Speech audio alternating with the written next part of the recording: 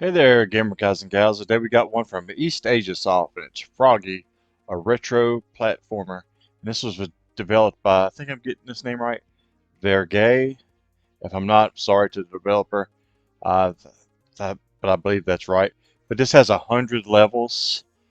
This is going to be a really short review because there's not a whole lot you can really say about this.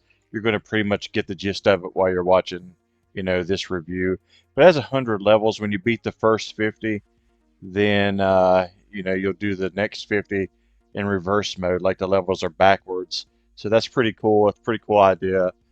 Um, Easy achievements, typical East Asia soft that starts out with 2,000, but you give them time. They always usually get it up to 4,000 on these games. So you'll probably get achievements for beating the back 50 levels as well. But that's how you get the achievements, just for beating levels. You got to beat the first 50 and you'll get the complete 2,000 points. But you have lasers you have to avoid, spikes. You're on little treadmills that go different ways. You have enemies that you just jump and bop them on top of the head to defeat them. You'll have little, like you see here, little bridge platforms that go up and down and back and forth. You pretty much get the gist of it. It's sort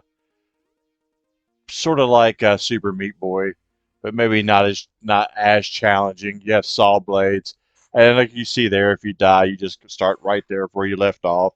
There's also checkpoints. There's little flags along the way, and if you die, you'll start over at that checkpoint as well. So it can be difficult, but it's not something you're not going to get with time. Sooner or later you're going to beat the level. I'd say you could probably get the complete 1,000 in under it. I mean, the complete 2,000 achievement points in under probably an hour, I would think. And like I said, if you're an achievement hunter, this is one you want to grab. East Asia Soft always adds more achievements, to their games after the release. You'll see there, that's the checkpoint flag. You can do Ninja Gaiden wall jumps, as you saw there.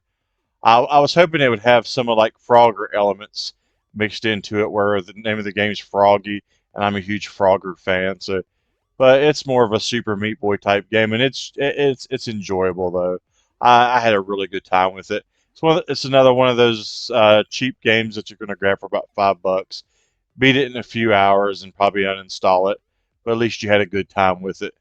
I don't mind to spend $5 on games like this, and they're always fun. There's always a lot of fun to be had.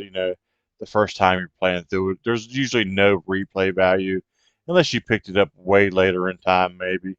But it's not something you're going to play over and over. But like I said, it's something you're going to enjoy your time with, though. The first night that you get it, and you got a good value on it. Plus, it's an extra game in your collection, and it's a easy achievement point. So it's a win-win. I can't think of many cons for this one. It's a it's good cheap fun. So I'm gonna give it a decent score of a 6.8 out of 10. Definitely worth adding to the collection. Like I said, if you're an achievement hunter, you like tough platformers, you're just looking for something to play after school or after work. This one's going to be a good time. So thanks for watching, guys. Thanks for your support as always.